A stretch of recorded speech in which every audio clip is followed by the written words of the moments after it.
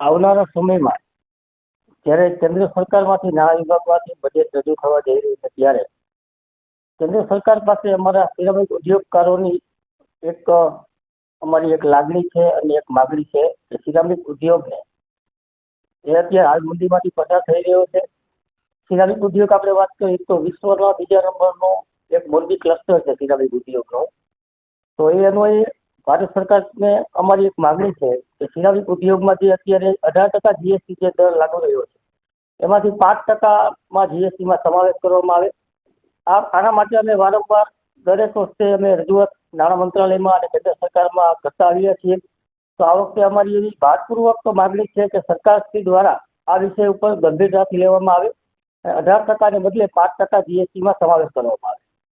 બીજો મુદ્દા છે કે જે અત્યારે હાલમાં એક્સપોર્ટ જો વાત કરીએ કે એક્સપોર્ટમાં બહુ મોટો મહત્વનો ફાળો રહ્યો છે મોરબીનો. તો મોરબીમાં એક્સપોર્ટ અત્યારના સમય પ્રમાણે આપણે 5 વર્ષ પહેલા જે એક્સપોર્ટ હતો અને અત્યારે જે એક્સપોર્ટ છે તો 5 વર્ષ પહેલાના પ્રોડક્શન કેપેસિટી અને આજની પ્રોડક્શન કેપેસિટીમાં જો આપણે જોવા જઈએ તો એક્સપોર્ટ આજે આપણું ઓછામાં ઓછું 30,000 કરોડ રૂપિયા હોવું જોઈએ. જે હાલ અત્યારે આપણે 15,000 થી 17,000 કરોડ રૂપિયા કરી રહ્યા છીએ.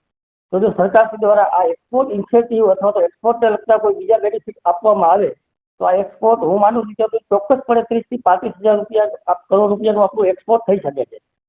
ત્રીજા મુદ્દા ઉપર વાત કરીએ તો સિરામિક ઉદ્યોગ જે છે એ મોરબીની અંદર 90% સિરામિક ઉત્પાદન મોરબીની અંદર થઈ રહ્યું છે.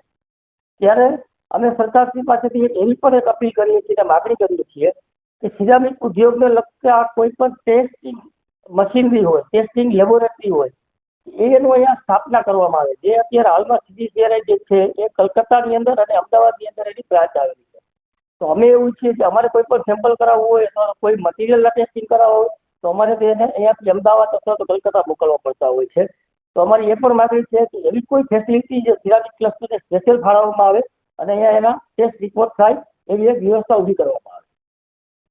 આગામી સમયમાં કેન્દ્ર સરકાર દ્વારા જે બજેટ રજૂ થવાનું છે એની અંદર સિરામિક એસોસિએશન દ્વારા અગત્યની માંગણી કરવામાં આવી છે જે સિરામિક ઉદ્યોગને વધુ બૂસ્ટ કરશે અને આગળ જતા સિરામિકનો વિકાસ થાય એ બાબતમાં અમારી માંગણી છે કે અત્યારે હાલમાં જે નેચરલ ગેસ અમે યુઝ કરી છે કે નેચરલ ગેસની અંદર 6% ગુજરાત સરકારનો વેટ લાગે છે.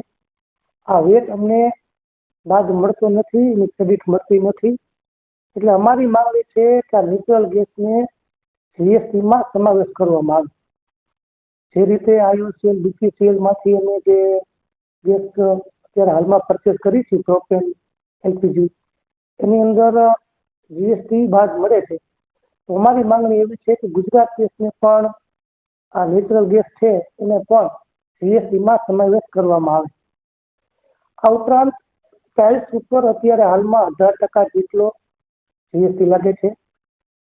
અમારી આની અંદર રજૂઆત છે સરકારશ્રીમાં કે બજેટની અંદર એનો સમાવેશ કરવામાં આવે કે જે ટાઇલ્સ ઉપર 18% જીએસટી લાગે છે તે બધું વધુ કહેવાય.